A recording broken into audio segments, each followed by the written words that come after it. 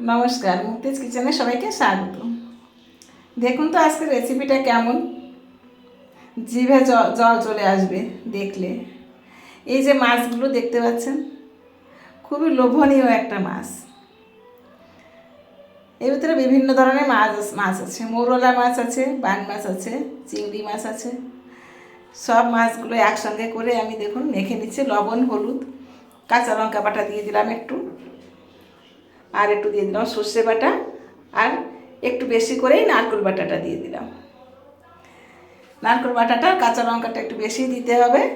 কোনো শুকনো লঙ্কা আমি দিইনি। আর একটু সর্ষের তেল দিয়ে সুন্দর করে মাছগুলো দেখুন এই মেখে নিচ্ছি। এই মাখাটাই হচ্ছে আসল। সুন্দর করে মাছটা মেখে নিতে হবে। মেখে নিয়ে কিছুক্ষণ রেখে এবার দেখুন আমি একটা গ্যাসের উপরে একটা তাওয়া বসিয়েছি। তাওয়ার উপরে বেশ কয়েকটা কলার পাতা দিয়েছি। কলার পাতা দিয়ে তার উপরে মাছগুলো দিয়ে দিচ্ছি।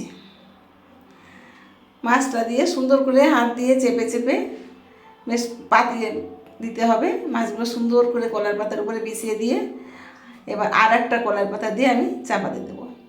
উপর দিয়ে একটু সর্ষের তেলও দিয়ে দিলাম, আর কিছু কাঁচা লঙ্কা চেরা দিয়ে এবার আর একটা কলার পাতা দিয়ে আমি মাছটা একটু চাপা দিয়ে রেখে